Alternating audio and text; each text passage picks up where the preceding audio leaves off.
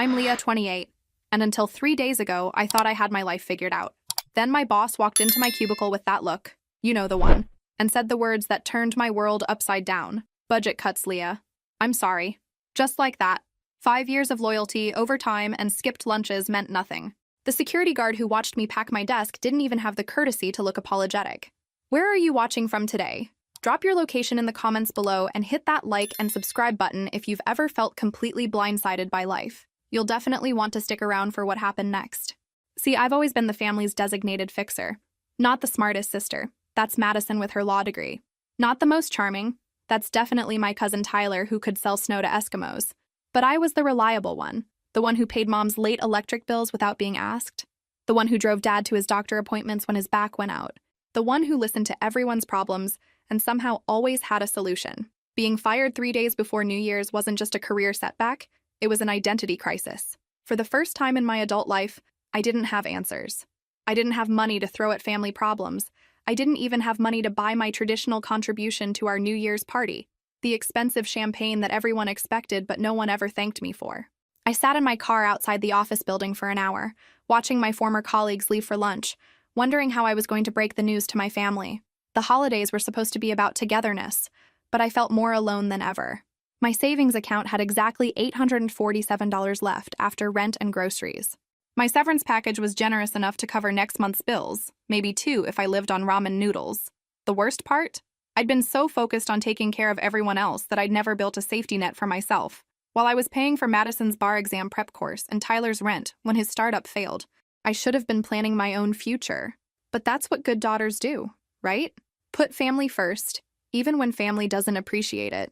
I drove home to my modest one-bedroom apartment, the same place I'd lived for 4 years, because I couldn't afford anything better after helping everyone else achieve their dreams. The silence felt deafening. No congratulatory calls for landing a promotion, no family check-ins asking how I was handling the stress. Just me, my unemployment letter, and the crushing realization that maybe I'd been giving more than I was receiving all along. That night, I did something I rarely did. I reached for the lottery ticket I'd bought from the corner store. Same numbers I'd played for years. Dad's birthday, Mom's birthday, Madison's birthday. A weekly gesture of love for people who probably didn't even know I was thinking of them. As I tucked it into my wallet, I couldn't help but laugh at the irony. Playing numbers for family members who barely remembered mine. The next morning brought that special kind of anxiety that comes with unemployment. The kind that makes your coffee taste like regret, and your shower feel like borrowed time. I'd already checked my bank account twice before breakfast, as if the numbers might magically improve through sheer wishful thinking. My phone buzzed with a text from the family group chat. New Year's planning meeting tonight at Mom's. Bring your contribution list. Mom. Right. Because nothing says happy holidays like discussing who's bringing what to a party I couldn't afford to participate in properly. I stared at that text for 5 full minutes, watching those 3 dots appear and disappear as other family members typed their enthusiastic responses. Madison. Can't wait.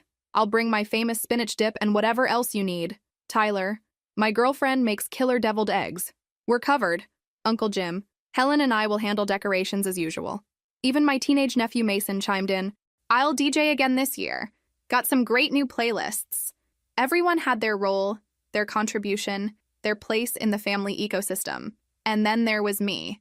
Suddenly unemployed, suddenly broke, suddenly without anything meaningful to offer except my presence, which apparently wasn't enough. I spent the day updating my resume and scrolling through job listings that either required experience I didn't have or paid less than my rent. By evening, I'd submitted 12 applications and received 3 automated rejections. The meeting at Mom's house loomed ahead like a tribunal. Walking into my childhood home felt different this time. The familiar smell of Mom's vanilla candles and Dad's after-dinner coffee couldn't mask the anxiety churning in my stomach. Everyone was already gathered in the living room, spread across the sectional sofa with their drinks and snacks, looking like a Norman Rockwell painting of family togetherness. Leah! Mom called out from her position as unofficial meeting coordinator. Perfect timing. We were just going through the party timeline. I settled into the remaining spot, the uncomfortable wooden chair from the dining room that someone had dragged over. Even the furniture arrangement seemed to highlight my outsider status. Madison looked effortlessly put together in her designer sweater, probably paid for by her law firm bonus. Tyler wore that confident smile of someone whose problems always got solved by other people. So, Dad said, consulting his color-coded spreadsheet because of course he had a spreadsheet. We're looking at about 50 guests this year. The usual crowd plus some new neighbors and Madison's boyfriend. Madison beamed at the mention of Brad, her investment banker boyfriend who drove a Tesla and never remembered my name. He's so excited to experience our family traditions. Wonderful, Mom said. Now, let's go through contributions. Tyler and Sarah are handling appetizers. Jim and Helen have decorations. Mason's our entertainment coordinator. She continued down the list while I tried to calculate if I could afford a bottle of decent champagne and still eat for the rest of the week. The answer was no. When Mom got to my name, the room fell slightly quiet. All eyes turned to me with that expectant look I'd grown to dread. This was usually the moment where I'd announce my grand contribution, the expensive champagne, the custom cocktail ingredients, or the professional-grade sound system rental. Instead, I cleared my throat and said the words that changed everything. Actually, I need to tell you all something. The silence that followed my announcement stretched longer than a bad first date. 6 pairs of eyes stared at me with expressions ranging from confusion to mild concern, like I'd just announced I was joining a circus instead of sharing that I'd lost my job. Lost your job? Dad repeated, as if the concept was too foreign to process. But you just got promoted last year. Promotions don't make you immune to budget cuts, I said, trying to keep my voice steady. The whole marketing department got restructured. Last hired, first fired. Madison set down her wine glass, the good wine that Mom only brought out for special occasions or when Madison visited. That's terrible, Leah. But surely you saw it coming. Usually there are signs. Because clearly, if I'd been paying attention instead of being blindsided while working late on a campaign that would never launch, I could have prevented corporate downsizing through sheer willpower and positive thinking. It happened fast, I said. Budget meeting Monday, pink slips Tuesday. Well, that explains the energy tonight, Tyler chimed in with his trademark grin. You've been giving off some serious doom and gloom vibes since you walked in. Doom and gloom vibes, right?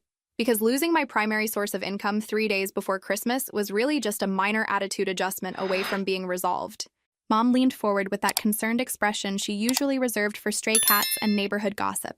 How long will you be out of work? Surely someone with your experience won't have trouble finding something new. I hope not.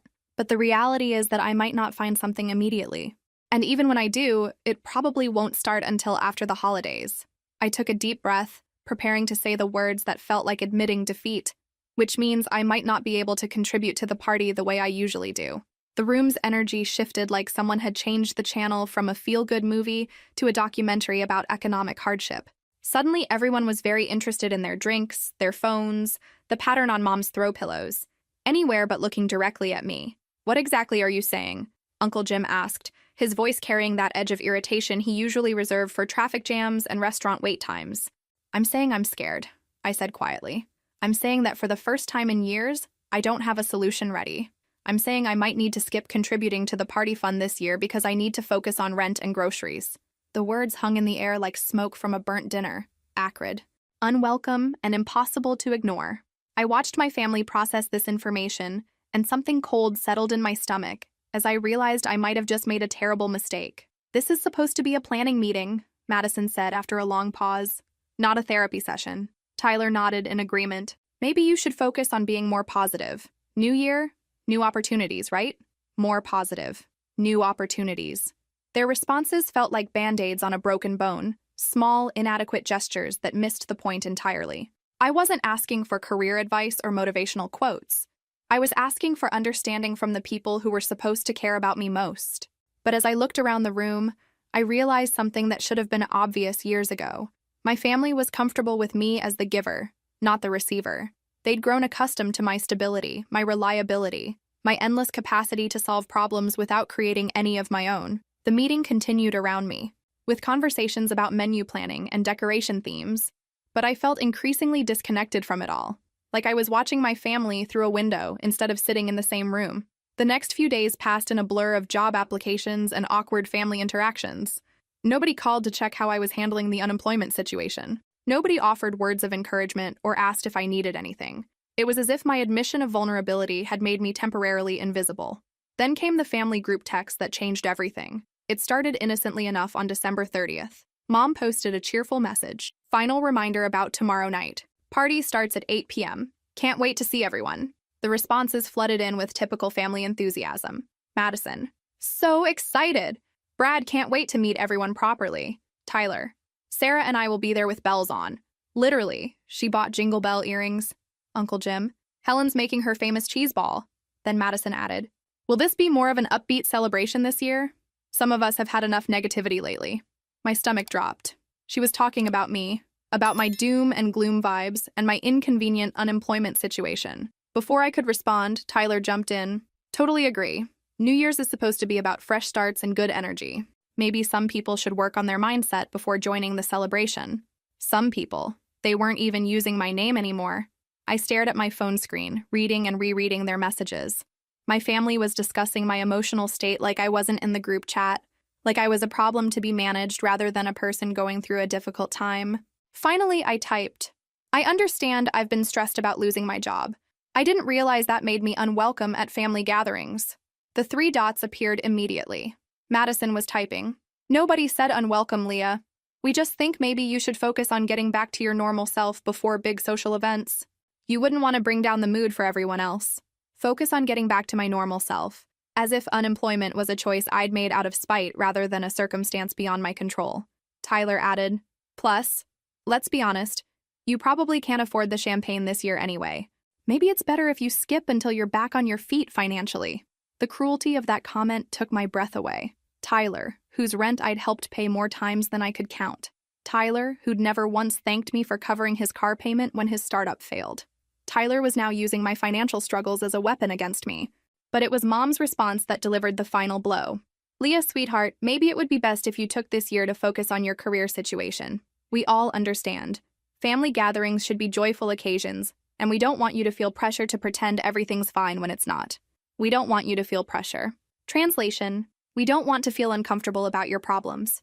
I sat in my apartment, staring at my phone screen, waiting for someone, anyone, to defend me. Waiting for Dad to say something supportive. Waiting for Uncle Jim to point out how many times I'd helped family members through tough situations. Waiting for someone to remember that I was the one who'd driven Madison to court appearances when she was too nervous to drive herself, or that I was the one who'd helped Tyler move apartments 4 different times. But the group chat fell silent. No one defended me. No one questioned whether they were being fair. No one suggested that maybe, just maybe, this was exactly when family should rally around each other instead of circling the wagons to protect their comfort. After an hour of silence, I typed my final message. I understand. Have a wonderful celebration. Then I left the group chat. New Year's Eve arrived with the kind of crisp winter morning that usually filled me with optimism. Instead, I woke up feeling hollow, like someone had scooped out my insides and left only the shell behind. My family was probably already preparing for their celebration. The celebration I'd been uninvited from for the crime of being honest about my struggles. I spent the day doing mundane tasks that felt enormous in my current state. Grocery shopping with a carefully calculated list, doing laundry in the building's basement, organizing my already organized apartment. Anything to avoid thinking about the evening ahead. Around 7 p.m., as the sun set and my family was likely sharing pre-party drinks, I found myself holding that lottery ticket again. The same numbers I'd played religiously for 3 years. October 15th, June 3rd, August 22nd, Dad's birthday, Mom's birthday, Madison's birthday. Even in my current state of rejection, I'd unconsciously chosen to honor them. The irony wasn't lost on me. Here I was, playing their birthdays on the night they'd made it clear I wasn't welcome in their lives. I turned on the television and ordered Chinese takeout, sesame chicken and fried rice, my go-to comfort food. As midnight approached, I found myself watching the ball drop in Times Square, surrounded by thousands of strangers celebrating together, while I sat alone in my living room with cold takeout and a broken heart. When the countdown began, I closed my eyes and made the same wish I'd made every New Year for the past decade. That things would get better for my family, that everyone would be healthy and happy, that I'd be able to continue helping the people I loved. This year, for the first time, I added something new, that I'd learned to value myself the way I valued everyone else. At 12:01 a.m., my phone buzzed with New Year's texts from friends and a few distant relatives. Nothing from my immediate family. Not even a generic Happy New Year message. They were probably still celebrating. Probably hadn't even noticed my absence beyond the relief of not having to deal with my negative energy. I fell asleep on the couch around 2 a.m., still wearing the dress I'd originally bought for their party. The next morning, January 1st, started like any other hangover-free New Year's Day. Quiet, reflective, full of possibility and regret in equal measure. I made coffee and checked my phone for the lottery results. A ritual I'd maintained for years despite never expecting anything more than the occasional free ticket. That's when I saw the numbers. October 15th, June 3rd, August 22nd, plus the Powerball number that matched my lucky number 7. I stared at the screen, convinced I was misreading something. I checked again, and again. I pulled out my ticket and compared the numbers line by line, my hands shaking so badly I could barely hold the paper steady. $340 million. $340 million. I won using the birthdays of the family members who just excluded me from their celebration.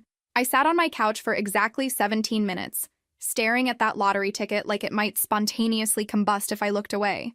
My brain kept cycling through the same thought. This couldn't be real. People like me didn't win life-changing amounts of money. People like me paid other people's bills and got uninvited from family parties for having the audacity to struggle. But the numbers were right there in black and white, mocking me with their perfect alignment. My first instinct was to call someone, to share this impossible news with another human being who could confirm I wasn't having some kind of breakdown. But who could I call? My family had made their position clear. My few close friends were probably still sleeping off their New Year's celebrations. So I did what any rational person would do upon discovering they'd won $340 million. I Googled what to do if you win the lottery, and spent 2 hours reading articles about tax implications and lottery lawyers. By 10 a.m., I'd created a mental to-do list that started with call lottery office and ended with figure out how to navigate suddenly having more money than God. But first, I needed coffee and the illusion of normalcy. I was standing in my kitchen, holding my lottery ticket and wondering if this was all an elaborate dream, when my phone started buzzing. Not just a text or call, continuous buzzing like someone was having a technological seizure. The first call was from a number I didn't recognize. Then another. Then 5 more in rapid succession. Then came the text from Madison. Leah, call me right now. Followed immediately by, I can't believe this is happening. And then, please tell me you didn't actually win. My stomach dropped. Somehow they'd found out. I'd been careful not to tell anyone. Hadn't posted anything on social media. Hadn't even fully processed it myself. How could they possibly know? Then Tyler's name appeared on my screen, and I answered without thinking. Leah? His voice was different. Strained. Almost panicked. Please tell me you didn't play the family birthdays. The family birthdays. Of course. Mom had probably seen the winning numbers on the news and recognized the dates immediately. October 15th, June 3rd, August 22nd. Dates she'd celebrated for years. Dates that were permanently etched in family memory. Tyler, Holy shit, Leah. Holy shit, you actually did it. You actually won. His voice cracked slightly. $340 million. With our birthdays. Our birthdays. Interesting how they'd suddenly become our birthdays again. Before I could respond, he continued. Listen, I know things got a little heated the other day. Family stress, you know? But we're all so excited for you. This is incredible. This is life-changing for everyone. Life-changing for everyone. Not life-changing for me, life-changing for everyone. As if my lottery win was a family lottery win, as if the money I'd won with my own ticket using numbers I'd chosen was somehow a collective windfall. Tyler, I need to... Mom wants to talk to you. We all want to celebrate. Can you come over? We should plan how to handle this together. As a family. As a family. The same family that had uninvited me from their celebration less than 48 hours ago for having negative energy. The same family that had suggested I skip gatherings until I got my life together. My phone was now buzzing with texts from numbers I hadn't heard from in months. Cousins, aunts, uncles, family friends who'd somehow gotten my number and suddenly remembered my existence. But it was the message from Mom that made my hand shake. Sweetheart, I just saw the numbers on the news. I recognized them immediately. Those are our special dates. Can you believe it? This is meant to be. This is going to change everything for all of us. We should meet today to discuss how to move forward. Love you so much. Love you so much. When was the last time she'd said that? When was the last time any of them had expressed love without it being connected to what I could do for them? I turned off my phone and sat in the silence of my apartment, holding a piece of paper worth more money than I could conceptualize. The same family that had excluded me for being broke was now including themselves in my wealth. The irony would have been funny if it wasn't so heartbreaking. Within an hour of turning my phone back on, I had 47 missed calls, 83 text messages, and apparently I'd been re-added to the family group chat I'd left 2 days earlier. The same group chat where I'd been essentially voted off the island for having the audacity to be unemployed during the holidays. The group was now called Leah's Big News, with approximately 12 heart emojis. Because nothing says genuine family love like emoji overuse and excessive exclamation points. The messages were a masterclass in selective amnesia. Madison. OMG, OMG, OMG, I can't believe my sister is a millionaire. Tyler. This is insane. Best New Year's ever. When can we celebrate properly? Mom, I always knew this family was blessed. The universe has rewarded our Leah's generous heart. Our Leah. Funny how I'd been promoted from negative energy to our Leah in the span of discovering I had money. Uncle Jim. Helen and I are so proud. You deserve every penny. Every penny. Including the pennies I'd apparently been too broke to contribute to their party, according to these same people 48 hours ago. But it was Madison's follow-up message that really showcased the family's newfound enthusiasm. I've been looking at cars online and found the perfect BMW for myself, just thinking about how we should coordinate our luxury purchases. Sisters supporting sisters. Sisters supporting sisters. The same sister who'd suggested I skip family gatherings until I fixed my attitude problem. Then came Tyler's contribution. Sarah and I found this amazing downtown loft. The rent is only $4,000 a month, perfect for young professionals like us. Maybe we could discuss investment opportunities later. Investment opportunities. Translation. Please pay our rent forever because we're too important to work jobs that actually cover our lifestyle choices. My phone rang again. Dad this time. I let it go to voicemail, then listened to his message with morbid curiosity. Leah, sweetheart, this is incredible news. Mom and I are so excited we can barely think straight. This is life-changing for the whole family. We should get together today to discuss how to handle everything. Financial planning, media attention, family coordination. There's so much to organize. Call us back as soon as you get this. We love you so much, honey. This is amazing. Life-changing for the whole family. Not life-changing for me. Life-changing for the whole family. As if I'd won some kind of group lottery instead of playing my own numbers with my own money. The irony was so thick you could cut it with a knife. These were the same people who'd been concerned about my negative energy contaminating their New Year's celebration. Now suddenly they wanted to coordinate our futures like some kind of financial commune. More calls came in from relatives I hadn't spoken to since last Christmas. Cousin Sarah from Portland, who'd never returned my birthday calls. Aunt Jennifer from Florida, who'd skipped my college graduation because it was too far to travel. Uncle Mike from Chicago, who'd borrowed $500 3 years ago and had apparently developed amnesia about paying it back. Everyone suddenly remembered my existence and, more importantly, my phone number. The group chat continued its frenzied activity. Mom, we should plan a proper celebration, maybe a family vacation. I've always wanted to see Italy. Madison, yes, Europe would be perfect. We could rent a villa. Tyler, or we could go somewhere tropical. I need some beach time after all this excitement. They were planning my money like it was community property. No questions about what I wanted to do, where I wanted to go, or whether I'd even want to travel with people who'd uninvited me from a dinner party for being unemployed. I scrolled through message after message of sudden affection and elaborate plans, all centered around my newfound wealth. Not once did anyone acknowledge what had happened 2 days ago. Not once did anyone say, hey, maybe we were too harsh when we kicked you out of the family celebration. Instead, it was all hearts and emojis and carefully crafted messages about how this windfall was meant to be, and how we were all blessed, and how the family had always been so close. Have you ever experienced something so surreal that you wondered if you'd accidentally stepped into an alternate universe? Drop your location in the comments if you've ever watched people completely rewrite history to suit their current needs. I turned my phone face down and walked to my kitchen window. Outside, the world looked exactly the same as it had yesterday. Same apartment building across the street, same traffic pattern, same gray January sky. But inside my apartment, inside my life, everything had shifted into something I barely recognized. The family that had excluded me for having problems now wanted to include themselves in my solution. And somehow, I was supposed to pretend that made perfect sense. I spent the next 3 days in what I can only describe as strategic silence. My phone continued its relentless assault of calls, texts, and voicemails, but I'd learned something valuable from my family's recent behavior. Sometimes the most powerful response is no response at all.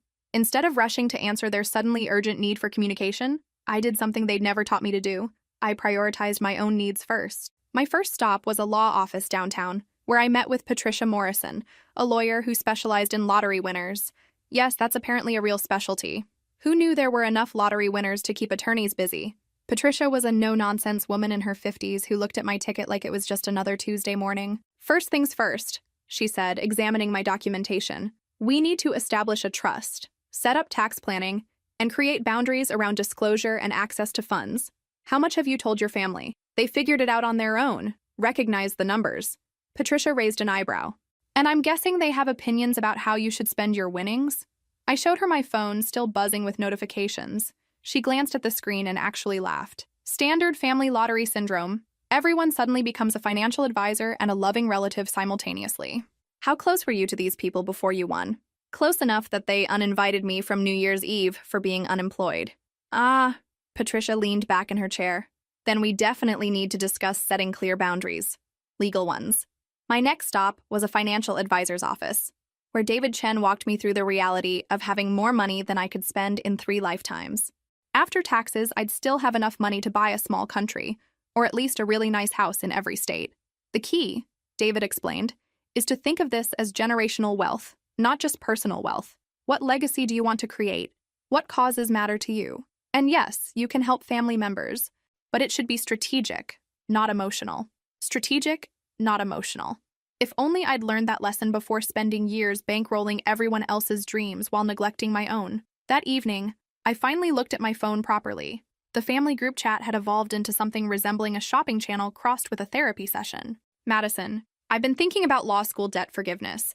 This could really help my career trajectory. Tyler, student loans are such a burden on young people. This is a chance to invest in education. Mom, your father's truck needs major repairs. Nothing fancy, just reliable transportation. Dad, the house could use some updates. Kitchen renovation, maybe a pool for family gatherings. Each message was carefully crafted to sound reasonable, practical, necessary. Nobody was asking for yachts or diamonds, just debt relief, home improvements, educational investments. All perfectly justifiable requests that happened to total several $1,000,000 when added together. The psychological manipulation was almost artistic in its subtlety. They weren't being greedy. They were being practical. They weren't demanding money. They were presenting investment opportunities. They weren't exploiting me. They were including me in their financial planning. But here's what was truly fascinating. Not one person had asked how I was feeling about winning. Not one person had acknowledged that this might be overwhelming or life-changing for me personally. Not one person had said, "This must be surreal for you. How are you processing all of this?" Instead, every message focused on what my windfall could do for them. Uncle Jim's message was particularly enlightening. "Leah, honey, I've been thinking about that conversation we had about starting a business. Remember how you always said you'd support family ventures? This could be the perfect opportunity to invest in something meaningful." I had no memory of any conversation about supporting his business ventures, but apparently my lottery win had triggered everyone's selective recall about promises I'd supposedly made. My phone rang. Madison again. This time I answered. "Leah, finally! I've been worried sick about you." Worried sick about me, the person who'd been strong enough to handle unemployment alone, but apparently couldn't handle sudden wealth without immediate family intervention. "I'm fine, Madison, just processing everything." "Of course you are, this is huge. But that's why you need family support right now. We should all get together and make some plans. You know, figure out the smartest way to handle everything." The smartest way. Because clearly, as the person who just won $340 million, I was too stupid to handle my own financial decisions without a committee of relatives who'd never successfully managed their own money. "I've been thinking," she continued, "and I really think we should approach this as a family unit. Pool our resources, coordinate our investments, maybe even look into some joint ventures. Think of the opportunities. Joint ventures, where everyone shares the risks, but I provide the capital." "Madison," I said carefully, "what exactly do you think my winning the lottery means for the rest of the family?" "Well, it means we're all blessed. This isn't just your win, Leah. This is a family win. The universe has chosen our family for abundance." The universe had chosen our family, not me, our family. Because apparently when I bought a lottery ticket with my own money and played numbers I'd chosen, the universe was actually making a family-wide investment decision. "I need to go," I said. "I'll call you later." "When?" "We really need to talk soon. There's so much to figure out." "Soon," I said, and hung up.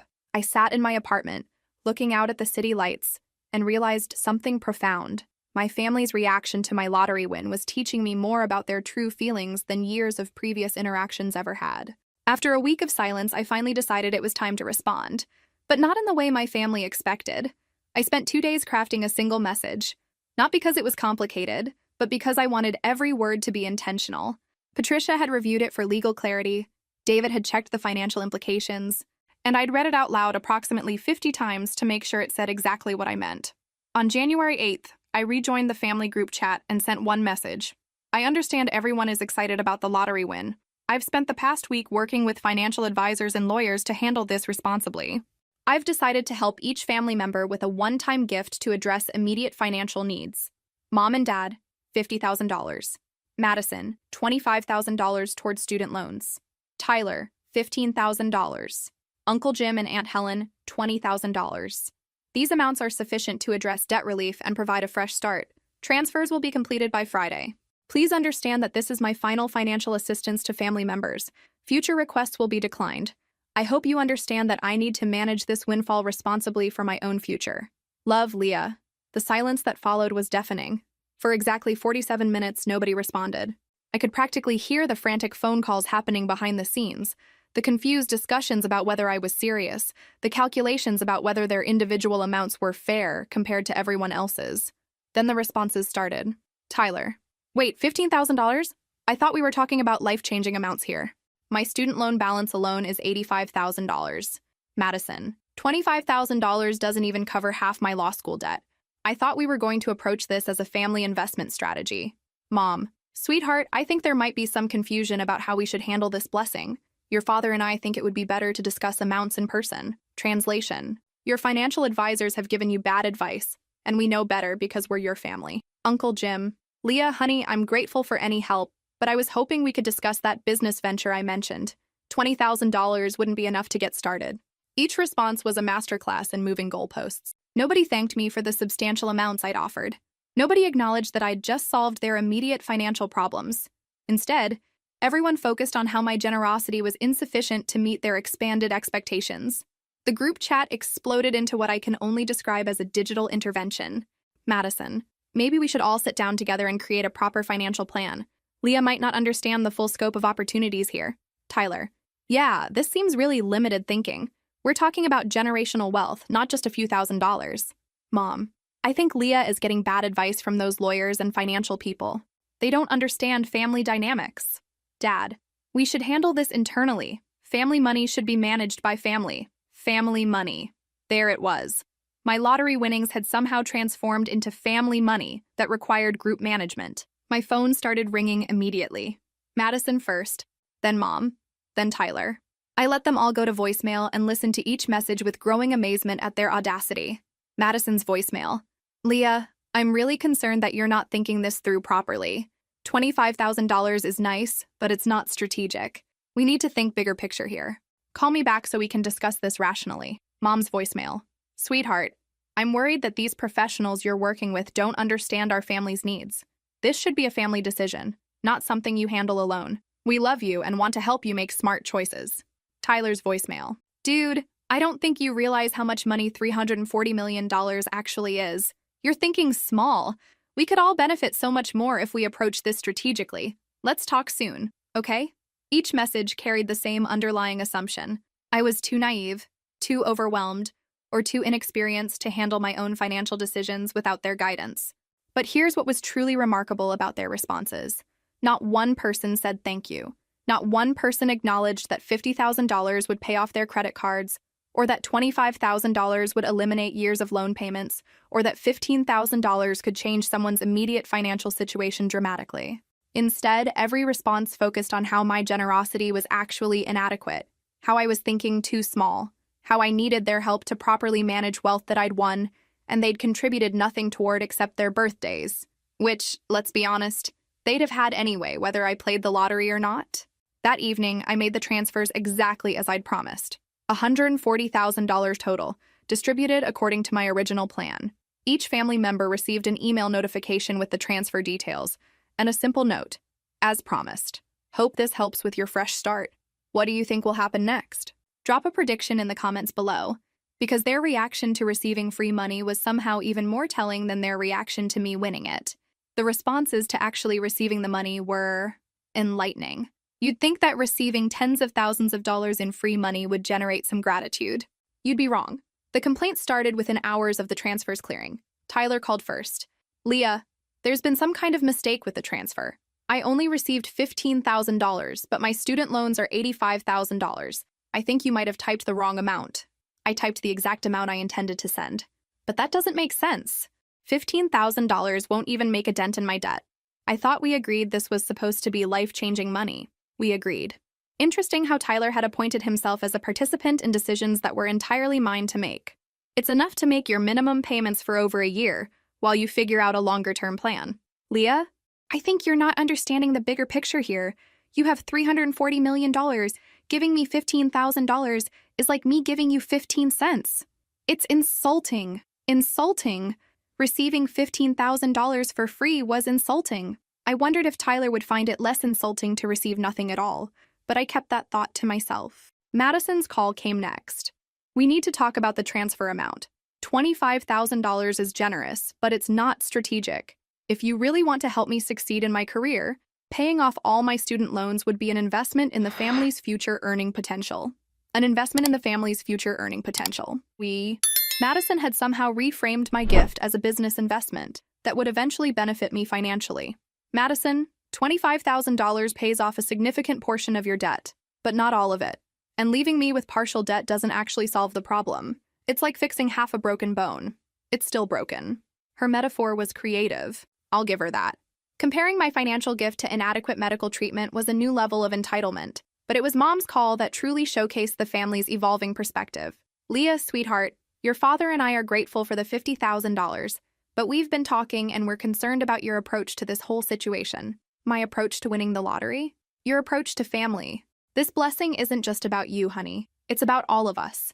God has chosen our family for abundance, and we have a responsibility to handle it wisely. God had chosen our family for abundance, not me, our family. Because apparently when I bought a lottery ticket and won, it was actually a divine family intervention. We think you should consider a more collaborative approach, Mom continued. Maybe set up a family trust or foundation where we all have input into financial decisions.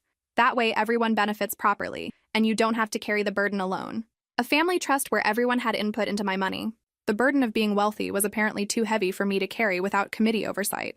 Mom, I've already given everyone substantial amounts of money. Substantial for regular people, but not substantial considering the blessing you've received. You need to think proportionally. Sweetheart, think proportionally. Because giving away $140,000 within a week of winning wasn't proportional enough. Over the next few days, the pressure intensified. Group chat messages shifted from gratitude to strategy sessions about how I could maximize the family benefit of my winnings.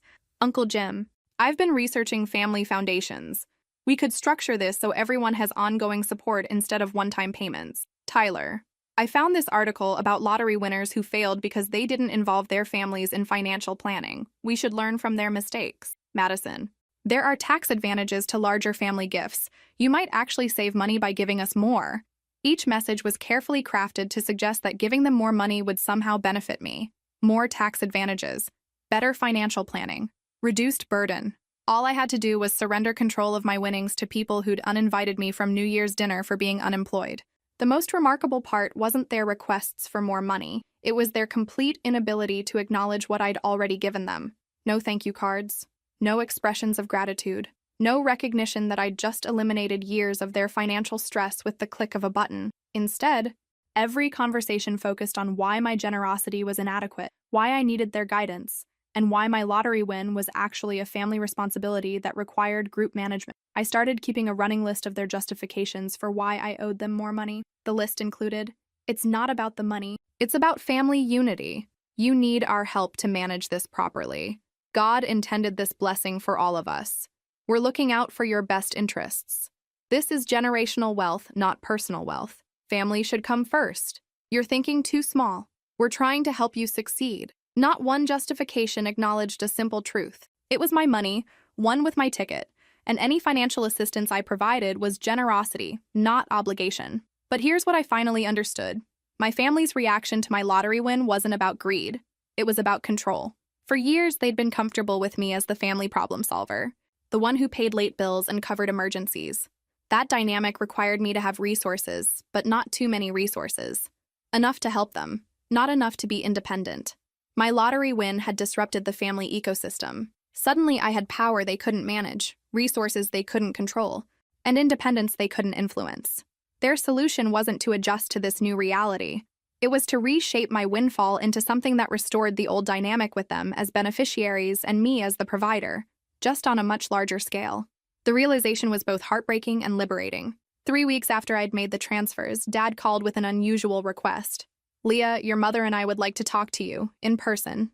Not about money, he added quickly. About family. Something in his voice was different, quieter, less certain than the confident tone he'd used when explaining why I should establish a family trust. I agreed to meet them at a neutral location, a coffee shop downtown where we couldn't be overheard and couldn't trap each other in anyone's personal space. When I arrived, they were already seated at a corner table, looking older somehow than they had just a month ago.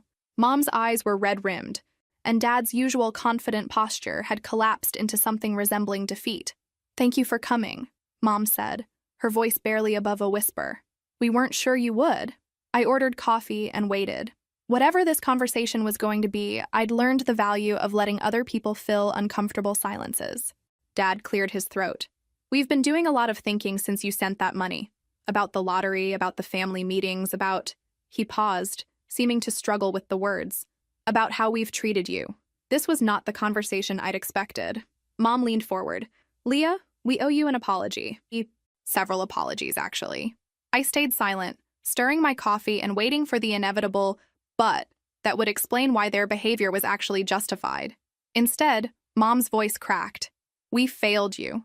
When you lost your job, when you reached out to us, when you needed support, we failed you completely." Dad nodded. "We were so concerned about protecting our comfort, our celebration, our good mood, that we forgot the most basic rule of family. You show up when someone is struggling, not when they're celebrating." I stared at them, waiting for the catch, the condition, the explanation for why this was actually my fault somehow. Mom continued, tears now flowing freely. "I've been playing that group chat conversation over and over in my head. You were scared and vulnerable, and instead of supporting you, we made you feel ashamed for having problems. Madison called you a source of negative energy," Dad added, "and we said nothing. Tyler joked about you being too broke to buy champagne, and we said nothing. We let them exclude you from your own family's celebration, and then we supported their decision." The words I'd been waiting to hear for months were finally being spoken, but they felt strange in the air between us, like a foreign language I'd once known, but had forgotten how to understand. "When we saw those lottery numbers," Mom said, "when I realized they were our birthdays, my first thought wasn't joy for you. It was relief for us. Relief that our financial problems might be solved. Relief that maybe we could stop feeling guilty about how we treated you because now everything would work out." Dad's hands were shaking as he reached for his coffee. "We turned your generosity into an expectation, your kindness into an obligation. We spent years taking advantage of your willingness to help, and when you won the lottery, we saw it as vindication that we'd been right to depend on you. But we were wrong," Mom whispered. "We were wrong about everything. We raised you to be giving and responsible, and then we punished you for not being invulnerable. We taught you to put family first, and then we showed you that family meant everyone except you." I felt something shifting inside me. Not forgiveness exactly, but recognition. They were finally seeing what I'd been trying to show them for years. "The money you sent us," Dad continued, "it was incredibly generous, more than generous, and our response was to complain that it wasn't enough. Do you know how that sounds? Do you know what that says about us as people? It says," Mom answered for him, "that we've become exactly the kind of people we used to judge, the kind who take advantage of family generosity and then demand more." They sat in silence for a moment, letting the weight of their admission settle between us. "We don't want your money," Dad said finally. "Well, we do want it, which is part of the problem. But we want our daughter more. We want the chance to be the parents you deserved when you were struggling, not just when you're wealthy." Mom reached across the table, her hand stopping just short of mine. "We know we can't undo the damage we've done. We know we can't take back choosing comfort over compassion. But we wanted you to know that we see it now. We see how badly we failed you, and we're sorry." The apology hung in the air like morning fog. Real, substantial, but fragile. I could feel the sincerity in their words, see the genuine remorse in their faces, but I could also feel the scar tissue that had formed around the wounds they'd inflicted. "I appreciate you saying this," I said carefully. "It means more than you know to hear you acknowledge what happened." "But?"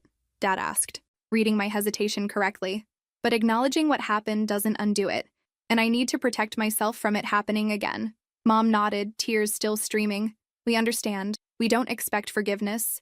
We just needed you to know that we know we were wrong. For the first time in my adult life, my parents were taking full responsibility for their actions without trying to manage my response to their behavior. It was exactly what I'd needed to hear, and it came exactly too late to change what I'd already decided to do." I sat with my parents for another hour that day, drinking coffee and having the most honest conversation we'd ever shared.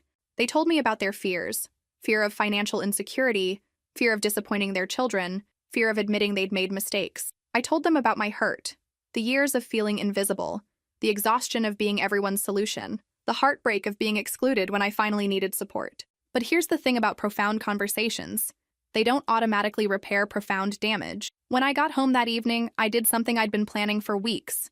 I called Patricia Morrison and David Chen and told them to proceed with the plans we'd discussed. Within a month, I'd purchased a house in a city 3 hours away, far enough to require intentional contact, close enough for emergencies. I'd enrolled in graduate school, something I'd wanted to do for years but had never been able to afford. I'd started a small private foundation focused on supporting people during employment transitions, and I'd changed my phone number. The new number went to immediate family only: Mom, Dad, and Madison, with a clear message: emergency contact only. Tyler received a letter explaining that his pattern of financial dependence and criticism had made a relationship impossible for me. Uncle Jim and Aunt Helen received a similar letter, thanking them for the good memories but explaining that I needed space to build a life without constant financial requests. The foundation became my way of channeling what I'd learned. Every grant recipient was someone experiencing job loss, career transition, or unexpected financial crisis. People who needed support exactly when society tends to look away. But the real change happened internally. For the first time in my adult life, I made decisions based on what I wanted instead of what others needed from me. I bought furniture I liked instead of furniture that would impress visitors. I traveled to places I wanted to see instead of places others thought I should visit. I dated men who treated me as an equal instead of men who saw me as a solution to their problems. My parents and I developed a careful relationship built on weekly phone calls and monthly visits. They kept their promise about not requesting money, and I kept my promise about staying in touch. Madison and I talked occasionally, usually about work or books, carefully avoiding any topic that might lead to financial discussions. The rest of the family gradually stopped calling. 6 months after winning the lottery, I was sitting in my new backyard, a small garden space I'd designed myself, when I realized something profound. Winning $340 million had changed my circumstances, but losing my illusions about family had changed my life. For years, I'd believed that being a good daughter meant being endlessly available, endlessly generous, endlessly willing to sacrifice my own needs for others' comfort. I'd confused love with utility, thinking that my value to my family came from my ability to solve their problems. The lottery win had forced everyone's true feelings into the open. My family's love had been conditional on my usefulness. Their support had been contingent on my maintaining the role they'd assigned me. Their inclusion had depended on my never having needs of my own. But discovering that I'd been playing a rigged game didn't make me bitter. It made me free. Free to build relationships based on mutual respect instead of one-sided utility. Free to define success by my own standards instead of others' expectations. Free to say no without guilt, and yes without resentment. The most expensive lesson of my life had cost me a family, but it had given me something invaluable: myself. I still play the lottery occasionally, though I've changed my numbers. Instead of playing birthdays of people who took my love for granted, I play dates that matter to me: the day I started graduate school, the day I bought my house, the day I learned to value my own worth. I don't expect to win again. Lightning doesn't strike twice, and I don't need it to. But if it does happen, I'll be ready. I know exactly who I am now, and more importantly, I know exactly who deserves to be part of my life. Sometimes the real jackpot isn't money, it's clarity. And sometimes losing the people you thought you needed is the only way to find the person you actually are. If this story resonated with you, make sure to like and subscribe for more stories about finding strength in unexpected places. Because sometimes the best thing that can happen to you is discovering that you're stronger than you ever imagined.